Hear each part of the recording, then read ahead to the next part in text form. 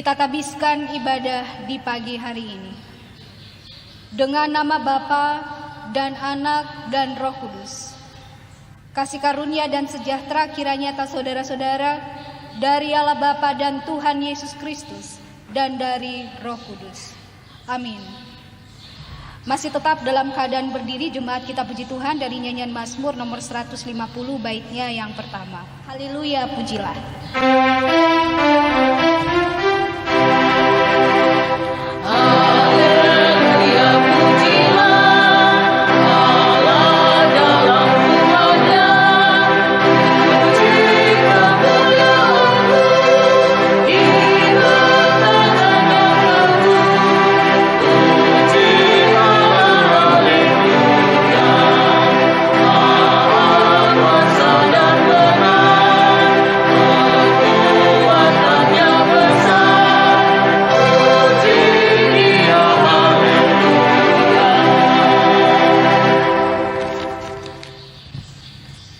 Jemaat yang diberkati oleh Tuhan kita akan mendengarkan hukum Tuhan yang adalah sebagai cermin dalam hidup kita. Kita melihat apakah satu minggu yang telah berlalu kita sudah bekerja, beraktivitas berdasarkan hukum Tuhan ataukah sebaliknya. Dan hukum Tuhan bagi kita di saat ini saya pilih dari kitab Roma pasal 13 ayat 8 hingga ayatnya yang ke-10.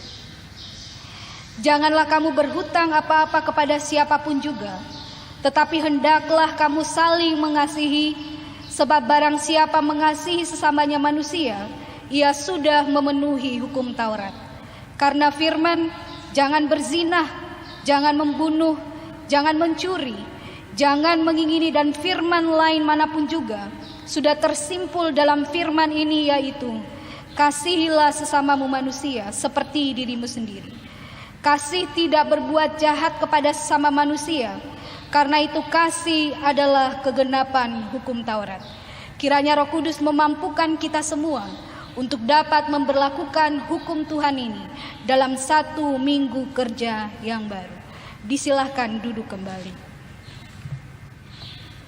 Berturut-turut saya minta jemaat menyiapkan nyanyian Kidung Jemaat nomor 183 baitnya yang pertama. Akan kita nyanyikan setelah kita merendahkan diri dan mengaku dosa. Dan nyanyian rohani nomor 147 baitnya yang ketiga akan kita nyanyikan setelah kita mendengarkan berita keampunan.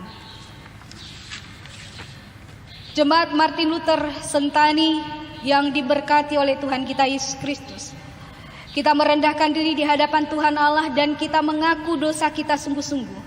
Kalau kita mengatakan kita tidak berdosa, maka kita telah menipu diri sendiri dan kebenaran itu tidak ada pada kita. Tetapi kalau kita mengaku dosa, maka Allah itu setia dan adil, sehingga Ia akan mengampuni dosa kita dan menyucikan kita dari segala kejahatan. Kita akan mengucapkan doa pengakuan ini bersama-sama. Mari berdoa. Ya Tuhan, Tuhan kami telah berbuat dosa kepadamu. Kami telah berdosa kepada sesama kami. Dalam pikiran, perkataan, dan perbuatan telah banyak kami menyimpang dari jalan-Mu yang benar. Ampunilah dosa kami ya Tuhan. Kasihanilah kami ya Allah. Kasihanilah kami ya Kristus. Kasihanilah kami ya Roh Kudus. Amin. Jemaat yang terkasih, untuk merespon kerendahan hati tapi juga pengakuan dosa kita akan puji Tuhan dari nyanyian Kidung Jemaat nomor 183 baitnya yang pertama, Menjulang Nyata Atas Bukit Kala. Memancarkan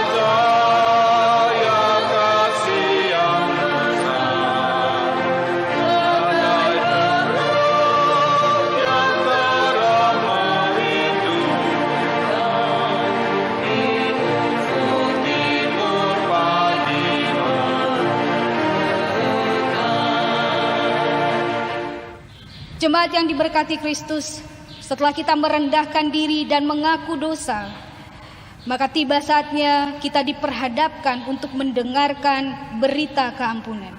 Dan berita keampunan dari Allah saya pilih dari kitab Yesaya pasal 43 ayatnya yang ke-25. Akulah dia yang menghapus dosa pemberontakanmu oleh karena aku sendiri, dan aku tidak mengingat-ingat dosamu. Jemaat yang terkasih, setelah kita ada dalam pemberitaan pengakuan dosa, maka kita akan mendengarkan berita anugerah. Oleh karena itu, saya minta jemaat kita puji Tuhan dari nyanyian rohani nomor 147, baitnya yang ketiga. Olehmu aku disegarkan.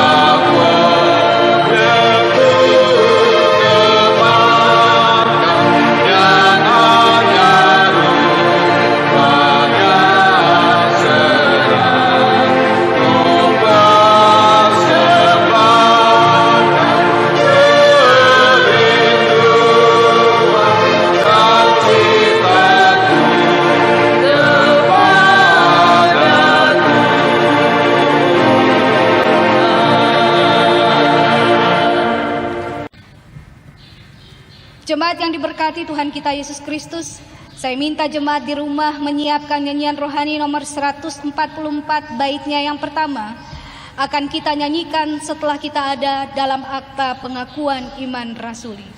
Saya jemput Bapak Ibu, saudara-saudari anggota SIDI gereja untuk berdiri. Dalam persekutuan dengan gereja Tuhan dari segala zaman dan di segala tempat, kita mengaku kepercayaan kita. Aku percaya kepada Allah, Bapa yang Maha Kuasa, Khalik langit dan bumi, dan kepada Yesus Kristus anaknya yang tunggal Tuhan kita, yang dikandung daripada Roh Kudus, lahir dari anak darah Maria, yang menderita di bawah pemerintahan Pontius Pilatus, disalibkan, mati dan dikuburkan, turun ke dalam kerajaan maut, pada hari yang ketiga bangkit pula dari antara orang mati, naik ke sorga, duduk di sebelah kanan Allah, Bapa yang Maha Kuasa, dan akan datang dari sana untuk menghakimi orang yang hidup dan yang mati. Aku percaya kepada Roh Kudus, gereja yang kudus dan am, persekutuan orang kudus, pengampunan dosa, kebangkitan daging, dan hidup yang kekal. Kita nyanyikan segala benua dan langit penuh.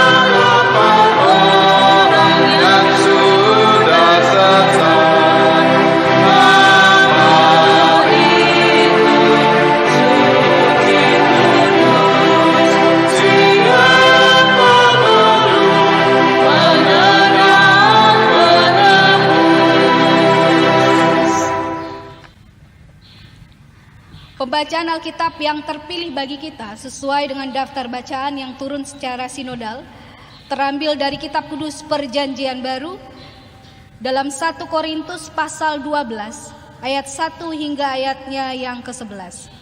Sekali lagi, pembacaan terpilih dari 1 Korintus pasal 12 ayat 1 hingga ayatnya yang ke-11. Sebelum kita membaca dan merenungkan kebenaran firman Tuhan, mari kita berdoa. Ya Allah Roh Kudus, hadirlah dalam hati kami, agar ketika firman-Mu ditaburkan, kami akan menjadi pendengar dan pelaku firman Tuhan yang setia, supaya dalam hidup kami, Tuhan akan dapati kami, taat sampai akhir. Bersabdalah ya Tuhan, karena setiap kami yang mendengarkan video streaming ini dari rumah kami masing-masing telah siap mendengarkannya. Amin.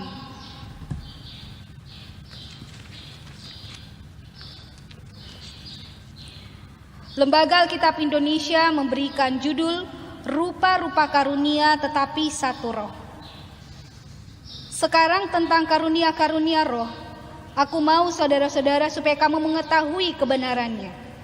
Kamu tahu bahwa pada waktu kamu masih belum mengenal Allah, kamu tanpa berpikir ditarik kepada berhala-berhala yang bisu. Karena itu aku mau meyakinkan kamu bahwa tidak ada seorang pun yang berkata-kata oleh Roh Allah dapat berkata, terkutuklah Yesus. Dan tidak ada seorang pun yang dapat mengaku Yesus adalah Tuhan selain oleh Roh Kudus. Ada rupa-rupa karunia tetapi satu roh. Dan ada rupa-rupa pelayanan tetapi satu Tuhan. Dan ada berbagai-bagai perbuatan ajaib, tetapi Allah adalah satu yang mengerjakan semuanya dalam semua orang. Tetapi kepada tiap-tiap orang dikaruniakan penyataan roh untuk kepentingan bersama. Sebab kepada yang seorang roh memberikan karunia untuk berkata-kata dengan hikmat, dan kepada yang lain roh yang sama memberikan karunia berkata-kata dengan pengetahuan. Kepada yang seorang roh yang sama memberikan iman, dan kepada yang lain yang memberikan karunia untuk menyembuhkan. Kepada yang seorang roh memberikan kuasa untuk mengadakan mujizat, dan kepada yang lain yang memberikan karunia untuk bernubuat, dan kepada yang lain lagi yang memberikan karunia untuk membedakan bermacam-macam roh. Kepada yang seorang yang memberikan karunia untuk berkata-kata dengan bahasa roh, dan kepada yang lain yang memberikan karunia untuk menafsirkan bahasa roh itu. Tetapi semuanya ini dikerjakan oleh roh yang satu dan yang sama, yang memberikan karunia kepada tiap-tiap orang secara khusus seperti yang dikehendakinya. Sampai disinilah pembacaan firman Tuhan.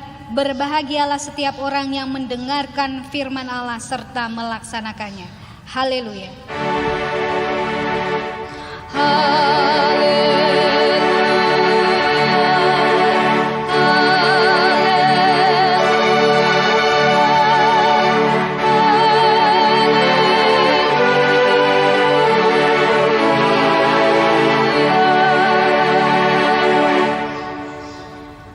Jemaat yang diberkati Kristus, tiba saatnya diberikan kesempatan kepada Bapak Ibu, saudara-saudari dan anak-anak di rumah untuk dapat memberikan persembahan. Oleh karena itu, untuk mengiringi jalannya persembahan, kita akan puji Tuhan dari nyanyian rohani nomor 132 bait 1 dan baitnya yang kedua. Sementara derma Bapak Ibu saudara-saudari nanti dikumpulkan, ingatlah akan kata firman Tuhan. Tuhan mengasihi setiap orang yang memberi dengan sukacita. Kita puji Tuhan dari nyanyian rohani nomor 132 bait 1 dan baitnya yang kedua. Ya Tuhan murah-Mu Bapa.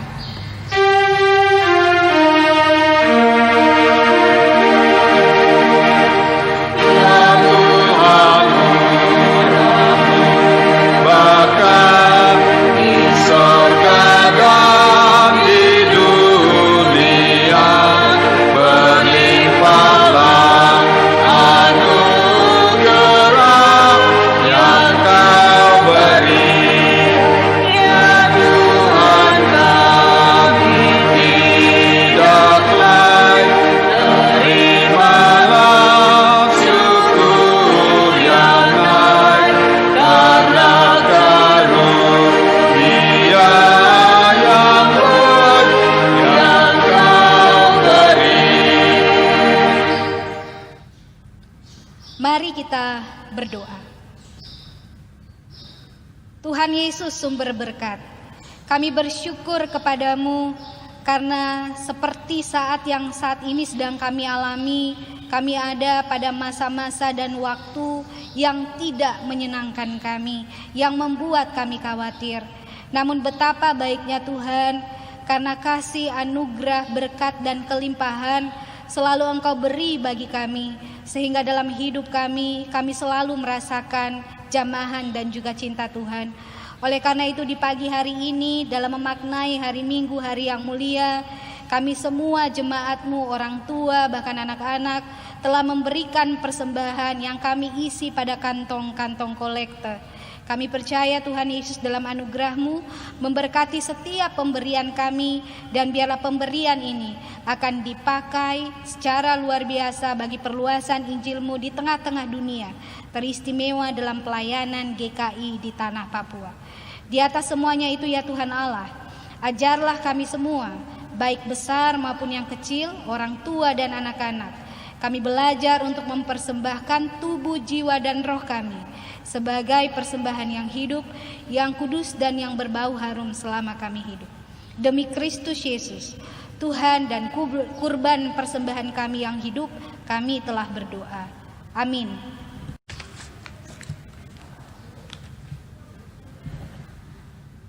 Selamat pagi Bapak Ibu Saudara-saudari serta anak-anak.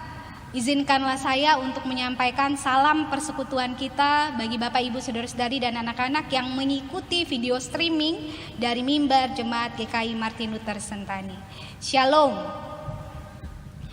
Tema yang dipilih bagi kita untuk kita renungkan sama-sama diberi judul Karunia Roh Kudus. Sekali lagi, Karunia Roh Kudus. Jemaat yang diberkati oleh Tuhan kita Yesus Kristus, untuk memulai dengan khotbah di pagi hari ini, saya akan menyampaikan sebuah ilustrasi supaya melalui ilustrasi ini Bapak Ibu Saudara-saudari dapat memahami bagian yang akan kita pelajari sama-sama di hari ini. Nah, pada tahun 2012 itu ditayangkan sebuah film di Amerika. Biasanya orang bilang itu namanya film-film Hollywood. Judulnya The Avengers. Jadi The Avengers ini mengisahkan tentang beberapa superhero, katakanlah seperti Captain Marvel, katakanlah seperti Hulk, dan juga beberapa pahlawan-pahlawan atau yang biasanya kita kenal dengan superhero untuk bergabung dalam misi itu. Karena apa? Karena pada saat itu ada mau terjadi penyerangan dari makhluk luar angkasa ke bumi. Nah, namun sayangnya 30 menit awal dari film tersebut itu menceritakan bahwa ternyata para superhero itu atau para pahlawan-pahlawan itu seperti Captain Marvel dan kemudian Hulk dan yang lain-lain itu mereka sibuk dengan jadwalnya masing-masing. Ketika mereka berjumpa, mereka kemudian juga bertengkar satu dengan yang lain karena mereka berpikir saya lebih kuat, saya lebih bisa, saya lebih kemudian bisa menyelamatkan bumi saat itu. Akhirnya mereka saling mencurigai dan saling memfitnah satu dengan yang lain. Yang terjadi adalah sang musuh yang berasal dari luar angkasa itu kemudian melihat bahwa ternyata manusia ini jadinya kacau balau. Mereka saling mempertontonkan kekuatan mereka, kelebihan mereka, dan sang musuh kemudian tahu bahwa sebentar lagi bumi pasti akan hancur. Nah, kebetulan saat itu seorang agen yang adalah manusia biasa, tidak punya kekuatan super, namanya Pak Nick Fury, kemudian berinisiatif untuk mengumpulkan superhero itu, dan dia kemudian memberikan beberapa hal yang menyadarkan mereka. Pak Nick Fury bilang kepada superhero itu seperti begini: kalian ini adalah makhluk-makhluk terbaik manusia, tapi memiliki kekuatan super. Saya memanggil kalian semua ke sini supaya kalian dengan kelebihan yang kalian punya dapat menyelamatkan bumi. Kalau misalnya kelebihan yang kalian punya itu membuat kalian berakhir dengan bertengkar dan musuh mengalahkan kita, maka kelebihan-kelebihan yang kalian miliki tidak memiliki arti apa-apa. Mereka kemudian jadi tersadar bahwa kekuatan itu seharusnya dipakai untuk menyelamatkan orang lain, untuk membawa sukacita bagi orang lain, dan bukan untuk saling bertengkar dan show off atau mempertontonkan kemampuan mereka masing-masing. Nah, Bapak Ibu Saudara-saudari kekasih Kristus, bagian dari suka pamer, bagian dari merasa paling hebat juga ternyata pernah terjadi di jemaat Korintus saat itu. Jemaat Korintus sebenarnya adalah jemaat juga yang kuat. Mereka dipuji-puji juga oleh Rasul Paulus dalam pelayanannya. Tapi Rasul Paulus dalam suratnya kepada jemaat di Korintus saat itu juga mendapati bahwa orang Korintus mengalami yang namanya sikap eksibisionis. Apa sih sikap eksibisionis itu? Itu adalah sikap di mana orang suka pamer. Jadi ketika jemaat Kristen di situ hidup satu dengan yang lain, rupa-rupanya ada yang menjadi pemantik ya dalam pecahnya persekutuan saat itu. Misalnya, Kalau ada yang punya karunia untuk bernubuat atau kemudian berbahasa lidah, atau biasanya orang bilang glosalalia, atau punya hikmat untuk berdoa, mereka kemudian menganggap bahwa sayalah yang paling baik daripada kamu, sayalah yang paling dipakai oleh Tuhan. Jadi mereka kemudian menganggap karunia saya lebih hebat dibanding karunia kamu. Kalau karunia kamu hanya berdoa, karunia saya itu adalah bisa berkata-kata dalam bahasa roh. Nah, hal inilah yang kemudian menjadi pemantik saat itu. Tapi kalau kita mau jujur juga, sebenarnya dalam kehidupan kekristenan Korintus saat itu, tentu saja tidak semua orang yang hidup mau pamer karunianya. Karena toh juga ada beberapa yang hidup di dalam Tuhan dan menyadari bahwa karunia yang dia terima itu adalah berasal dari yang di atas dan harus dipakai untuk pembangunan jemaat Tuhan saat itu. Tetapi juga ada beberapa orang yang kemudian berpikir, karena saya hebat, karena saya mendapatkan karunia khusus dari Tuhan, dan itu bukan dipakai untuk melayani Tuhan, tapi dipakai untuk menunjukkan saya lebih hebat daripada yang lain. Dan hal itu juga masih terjadi dalam kehidupan berjemaat kita sampai sekarang. Kalau saya boleh bertanya kepada Bapak Ibu Saudara-saudari dan anak-anak di rumah, kita mau pilih yang mana? Apakah kita mau pakai karunia kita untuk memuliakan Tuhan, karena kita lagi-lagi menyadari bahwa karunia yang Tuhan beri bagi kita itu gratis. Dalam bahasa Inggrisnya itu disebut dengan kata a gift, ya, sebuah pemberian. Jadi kalau pemberian itu kita terima karena anugerah Tuhan, bukan karena hasil usaha kita, bukan karena kemampuan kita, tapi cuma-cuma dari Tuhan, maka kita juga mau pakai karunia kita untuk melayani Tuhan dan jemaat di mana kita hidup, pelayanan di dalamnya. Ataukah kita juga mau memilih seperti beberapa orang di Korintus saat itu yang menggunakan karunianya dengan maksud pribadi, supaya mereka dipuja-puja, supaya mereka itu dianggap hebat, supaya mereka itu dianggap memiliki kuasa dalam memimpin jemaat saat itu. Bapak Ibu bisa menjawabnya di rumah ketika juga mendengarkan khotbah di saat pagi hari ini. Nah, jemaat yang diberkati Kristus, kalau kita mau melihat bagian ini secara mendalam, maka kita akan mendapati bahwa pada ayat 1 sampai ayat 3 menunjukkan kepada kita bahwa sesungguhnya orang Korintus sebelum kekristenan masuk saat itu adalah jemaat yang tidak mengenal siapa itu Allah. Allah yang monoteis dalam Kristus Yesus. Jadi dalam sejarah disampaikan bahwa mereka adalah orang-orang yang menyembah atau memiliki agama pagan. Jadi agama yang lama masih terus kemudian juga menggorogoti cara hidup berjemaat mereka saat itu. Jadi ketika mereka punya karunia untuk berkata-kata, mereka berpikir bahwa karunia saya untuk berkata-kata itu berasal dari agama saya yang lama. Oleh karena itu ketika mereka punya karunia, mereka tidak pakai untuk melayani Tuhan dan jemaatnya, tetapi untuk memamerkan siapakah diri mereka saat itu. Tapi Rasul Paulus kemudian mengatakan juga pada ayat-ayat itu bahwa kalian semuanya itu adalah saudara. Dan kalau kita adalah satu keluarga, maka Rasul Paulus bilang kepalanya itu adalah Yesus Kristus. Kalian sudah lahir baru, kalian sudah dimenangkan di dalam Kristus Yesus. Jadi karunia-karunia yang kamu terima dalam jemaat-jemaat saat itu di Korintus adalah karunia yang berasal dari Tuhan dan harus dipakai untuk melayani jemaat Tuhan. Nah, Bapak Ibu Saudara-saudara kekasih Kristus, bagaimana juga dengan kita saat ini? Kita juga menyadari bahwa dulu nenek moyang kita adalah pribadi juga yang tidak mengenal siapa itu Allah. Tapi oleh karena kasih karunia dan anugerah para pemberita Injil Otto dan Geisler datang dan kita juga mengenal Tuhan. Apakah kita juga mau pakai karunia dan talenta kita untuk memamerkan betapa hebatnya kita? Ataukah kita mau pakai talenta kita karena kita bawa nama Tuhan Yesus? Kita mau supaya karunia dan talenta yang kita miliki itu dapat membangun jemaat. Bapak Ibu Saudara-saudari, pada bagian yang kedua pada ayat 7 sampai dengan ayat yang ke-11, Rasul Paulus kemudian menyatakan juga bagian keprihatinannya dalam suratnya kepada jemaat-jemaat di Korintus saat itu. Karena Rasul Paulus mau mengatakan kepada jemaat di sana bahwa ketika Allah memberikan karunia yang berbeda-beda bagi setiap orang yang ada di jemaat Korintus, itu adalah karunia yang bukan, maksud saya adalah karunia yang tanpa pangkat. Jadi tidak ada karunia yang lebih besar, tidak ada karunia yang lebih tinggi, tidak ada karunia yang lebih superior dan yang lainnya rendah dan inferior. Tetapi semuanya itu sama, ya. Dan setiap orang yang menerima karunia-karunia itu juga berasal dari pribadi yang sama, Allah dalam Kristus Yesus. Sang pemilik yang sejati itu kemudian mau supaya manusia dalam hidupnya teristimewa dalam kabar pemberitaan firman Tuhan saat ini jemaat di Korintus, supaya mereka juga menggunakan prinsip karunia itu sebagai kepentingan bersama, ya. Kepentingan berjemaat saat itu, kepentingan untuk saling menguatkan satu dengan yang lain.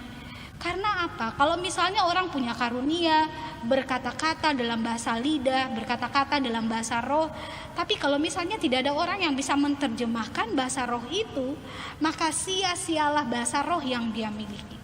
Jadi tidak ada satu orang pun yang bisa menganggap bahwa karunia saya berkhotbah, iman saya lebih kuat. Tidak.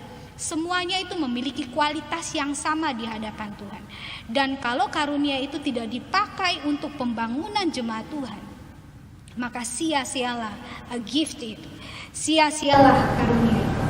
Nah, oleh karena itu pada bagian ini Rasul Paulus kemudian secara gamblang atau secara eksplisit mengatakan, kalau sesungguhnya orang mengatakan bahwa dia menerima karunia daripada Roh Kudus, tapi dia menghujat Allah, maka itu bukanlah hikmat yang berasal dari atas. Tetapi setiap orang yang mengaku bahwa Yesus Kristus itu adalah Tuhan, maka barang tentu karunia itu berasal dari Tuhan. Barang tentu karunia yang mereka terima itu berasal dari atas. Bapak Ibu saudara-saudari yang diberkati oleh Tuhan kita Yesus Kristus, hari ini kita semua betul-betul diberkati oleh kebenaran firman Tuhan bahwa setiap kita juga diberikan karunia yang sama. Pertanyaan muncul, kalau begitu bagaimana dengan kita? Apakah karunia-karunia rohani yang Allah beri bagi kita sudah kita pakai semaksimal mungkin untuk melayani Tuhan dan membangun jemaatnya atau tidak? Mari kita periksa hati kita, mari kita menyelidiki hati kita. Apakah kita yang punya karunia misalnya untuk berkhotbah? Apakah kita yang punya karunia untuk bernyanyi, main musik, ngedance, atau misalnya mendengarkan curhatan orang, atau misalnya punya karunia untuk melakukan pelayanan pastoral? Sudahkah kita menggunakannya sebaik-baik mungkin bagi pertumbuhan jemaat Martin Luther Sentani, ataukah sebaliknya? Ada banyak orang yang kemudian berdalih dan mengatakan bahwa Ibu Pendeta, kan sudah banyak orang yang pintar berdoa, kan sudah banyak orang yang telinganya itu pintar mendengar, kan sudah banyak orang yang pintar juga berkhotbah, orang-orang hebat, ya. Kan sudah banyak orang misalnya juga yang pintar ngedance, yang pintar main musik. Jadi apalah saya? Biarkan sudah. Nanti kalau sudah tidak ada orang lagi, baru sayalah yang akan tampil.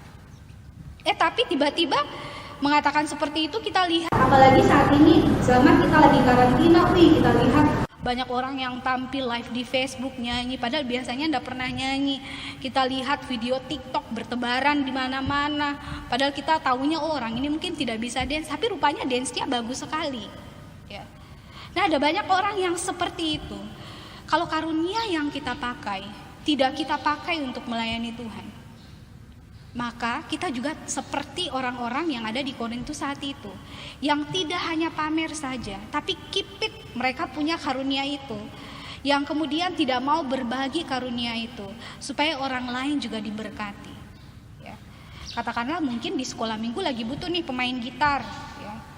Tapi kita kemudian berpikir, saya sibuk sekali, saya harus lakukan ini, saya masih harus kuliah dan segala macam. Kemudian kita nggak pakai karunia kita untuk mengiringi atau untuk melayani anak-anak. Ya, sayang sekali.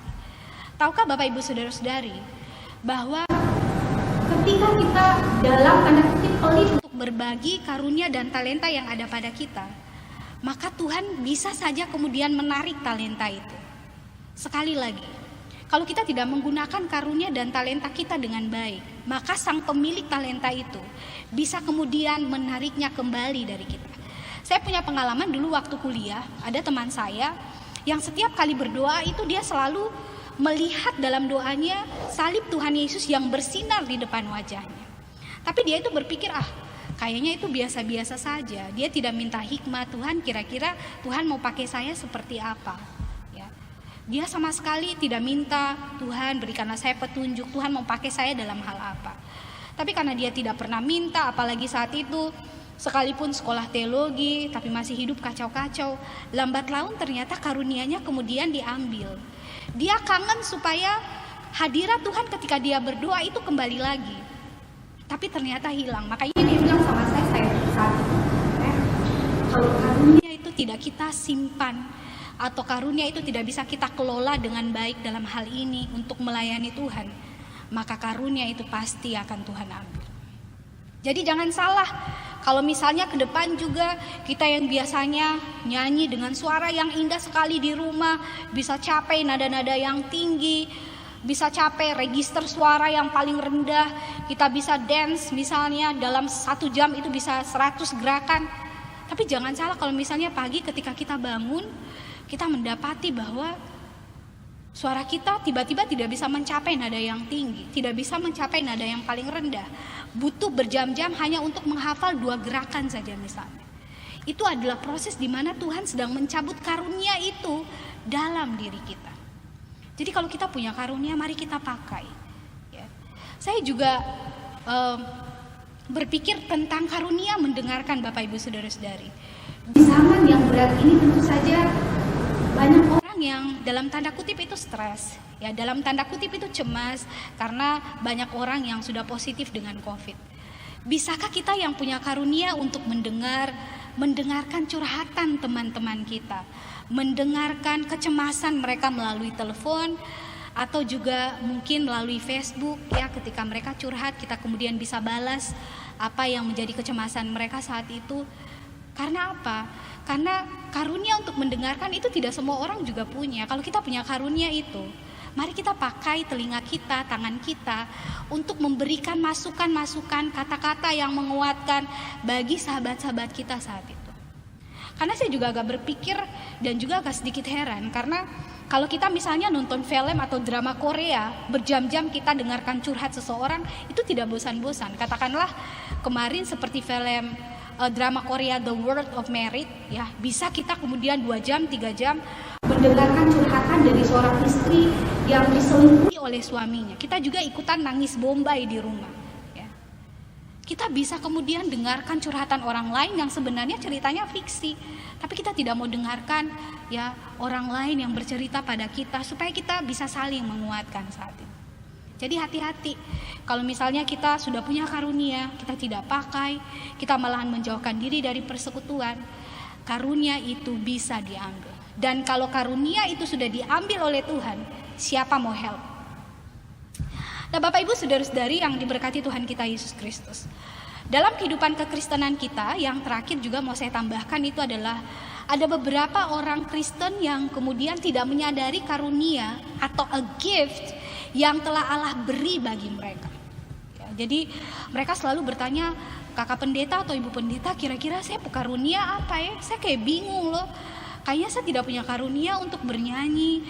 Kayaknya saya tidak punya karunia untuk main gitar, apalagi berdoa dan berenungan. Boro-boro mau berdoa. Baru duduk saja di tempat duduk, disuruh untuk berdoa sudah keringat dingin. Kira-kira saya punya karunia apa? Tugas kita adalah bertanya kepada Tuhan. Mungkin ada hal-hal sederhana yang kemudian tidak kita sadari itu merupakan bagian daripada karunia yang Tuhan beri bagi kita. Misalnya, waktu saya kuliah dulu, jemaat yang diberkati Kristus, ada teman saya yang orangnya sederhana sekali. Tapi dia itu adalah pribadi yang ringan tangan dalam tanda kutip. Ketika kami sakit di asrama, dia cepat sekali bantu kita untuk cuci pakaian. Ketika kami masih kuliah, baju kami digantung di tiang jemuran dan tiba-tiba datang hujan. Dia juga adalah pribadi yang cepat untuk mengambil jemuran kami dan melipat. Tapi teman kami ini juga adalah orang yang selalu cepat menolong ketika ada teman-teman kami di Jayapura saat itu yang mengadakan ibadah. Jadi selalu memanggil teman kami yang pernah ini. Nah suatu saat dia curhat dengan salah satu teman angkatan kami yang sudah senior sekali ibu rumah tangga.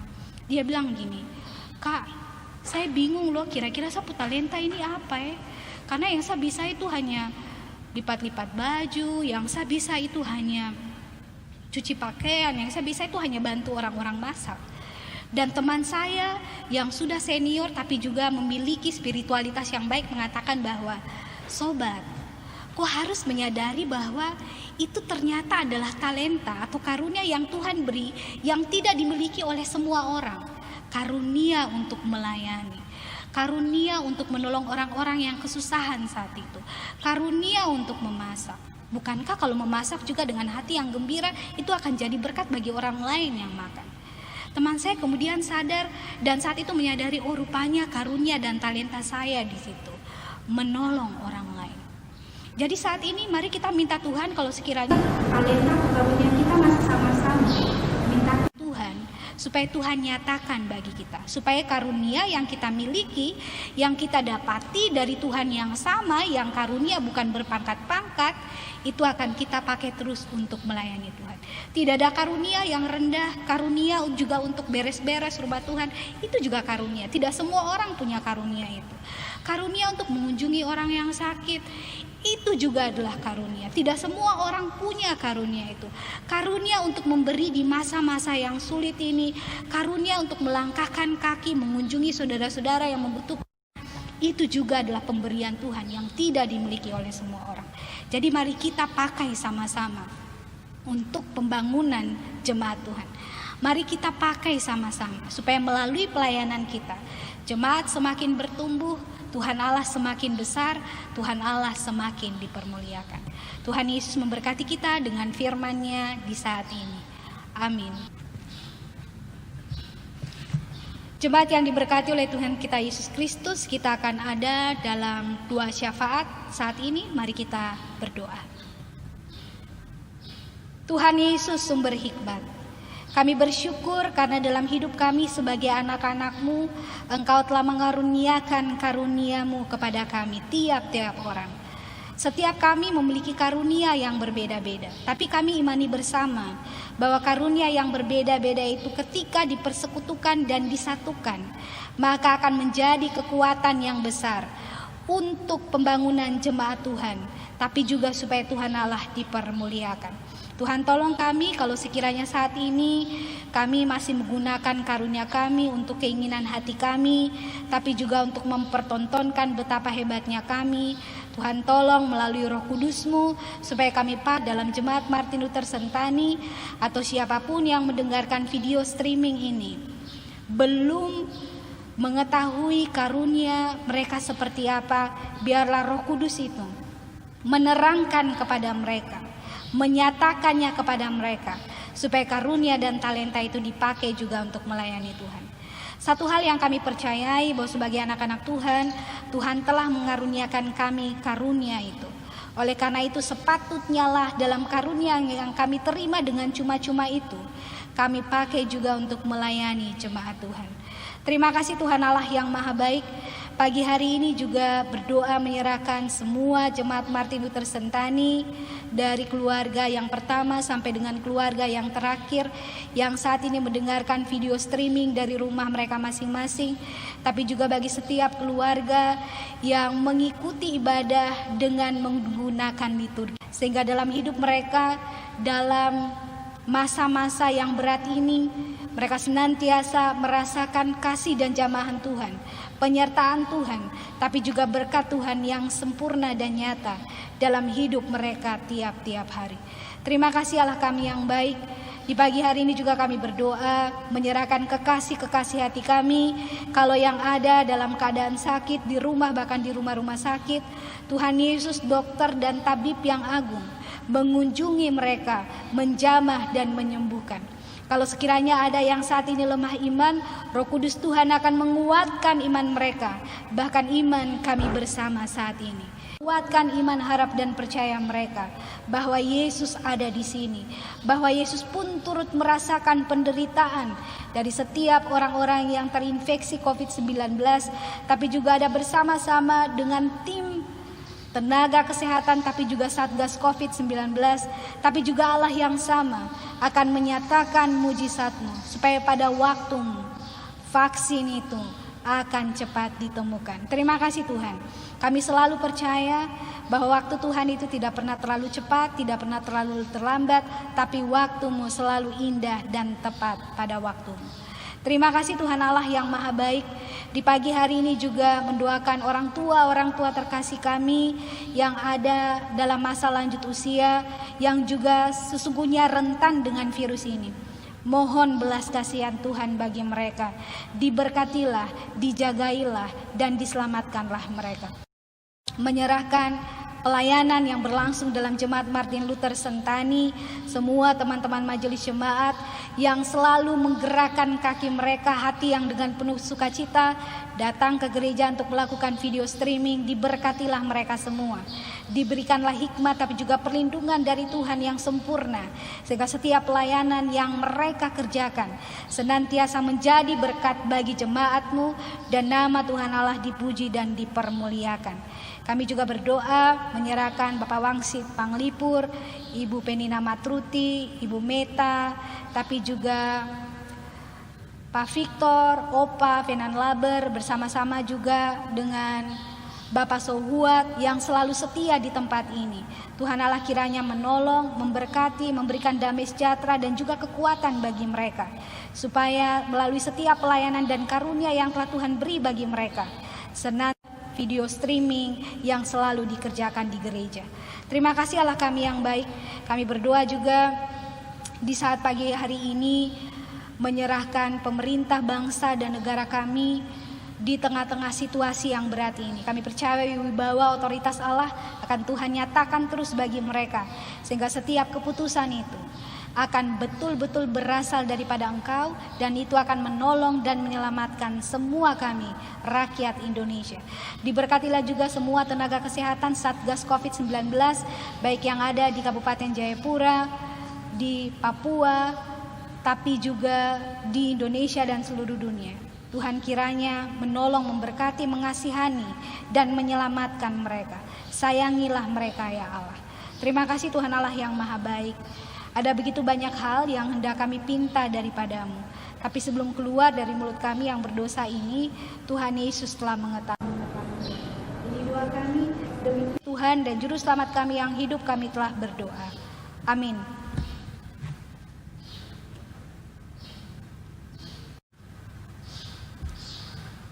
Untuk mengakhiri ibadah kita saat ini, kita akan puji Tuhan dari nyanyian Kidung Jemaat nomor 362. Bait 1 akan kita nyanyikan sementara kita semua duduk di rumah kita masing-masing. Dan pada ayatnya yang ketiga akan saya silakan Bapak Ibu, saudara-saudari dan anak-anak yang menyaksikan video streaming ini untuk berdiri. Aku milik-Mu Yesus Tuhanku.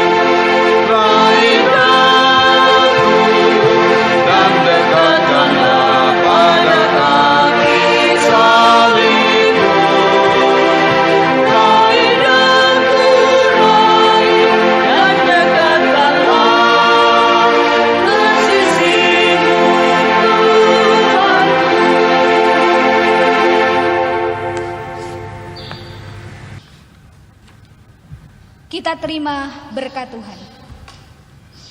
Kiranya Tuhan memberkati saudara-saudara dan melindungi saudara-saudara. Kiranya Tuhan menerangi saudara-saudara dengan wajah-Nya dan mengasihani saudara-saudara.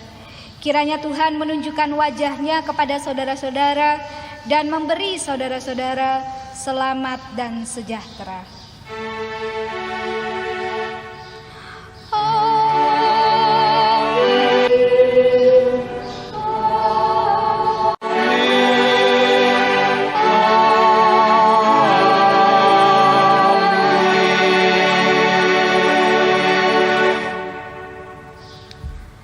Selamat hari Minggu, Tuhan Yesus memberkati Bapak Ibu Saudara-saudari.